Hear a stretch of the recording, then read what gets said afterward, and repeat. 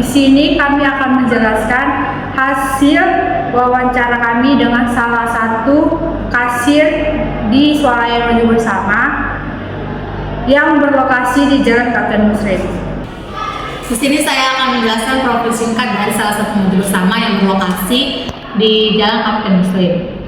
Toko buka dari jam 8 sampai jam 10. Ada 2 shift. Yang pertama, shift pertama dimulai dari jam 8 sampai jam 3 dan shift kedua dimulai dari jam 3 sampai jam 10.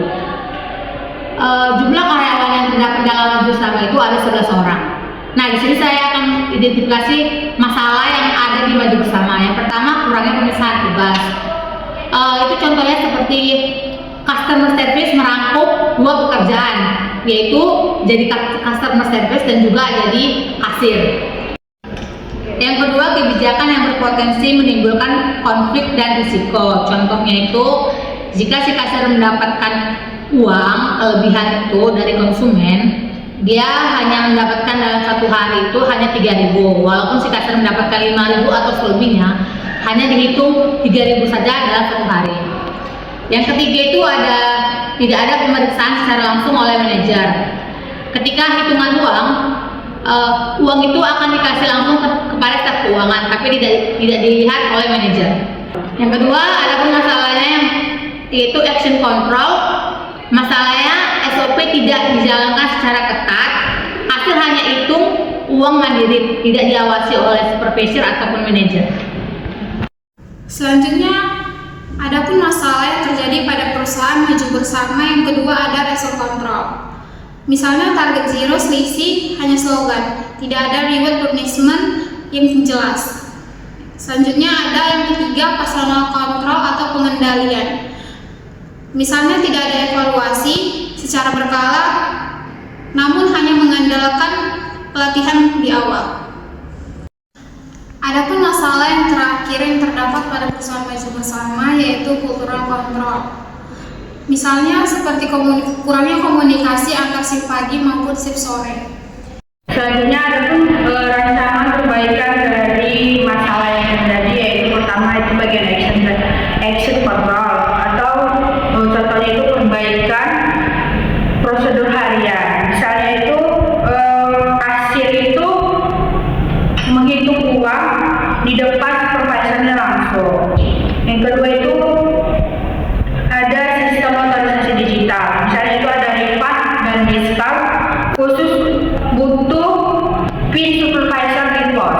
Yang kedua itu ada rencana perbaikan di bagian result controlnya, yaitu KPI yang jelas dan transparan. Misalnya selisih kasih itu kurang lebih 5.000 per hari, terus kemudian kecepatan transaksinya itu kurang lebih 50 detik, kemudian akurasi scan barangnya itu kurang lebih 98% dan rating pelanggannya itu kurang lebih 4 atau 5. Yang kemudian itu ada di personal dan cultural controls. Misalnya itu reward system yang adil. Contohnya itu misalnya adanya pemilihan kasir terbaik bulanan, bisa mendapatkan bonus sebesar 100.000 ataupun piagam. Yang kedua itu ada tim terbaik, contohnya itu seperti mengadakan makan-makan gratis. Yang ketiga itu menghapus sistem dapat kelebihan 3.000, itu bisa diganti dengan reward transparan. Yang ketiga itu ada latihan secara berkala. Misalnya itu sebelum mulai shift atau biasanya di Senin pagi itu melakukan briefing selama 15 menit. Yang kedua itu ada roleplay masalah kasir yang sering terjadi. Yang ketiga itu sharing best practice antar kasir. Kemudian itu ada budaya open communication. Misalnya contohnya membuat grup khusus WhatsApp kasir plus supervisor, kemudian kasih karyawan itu bebas melakukan saran tanpa takut dihakimi. Yang ketiga itu evaluasi mingguan selama 30 menit. Kemudian itu di bagian teknologi sederhana, itu misalnya ada melakukan spot check system. Seperti supervisor itu wajib cek dadakan 2 kali dalam seminggu, ataupun memakai aplikasi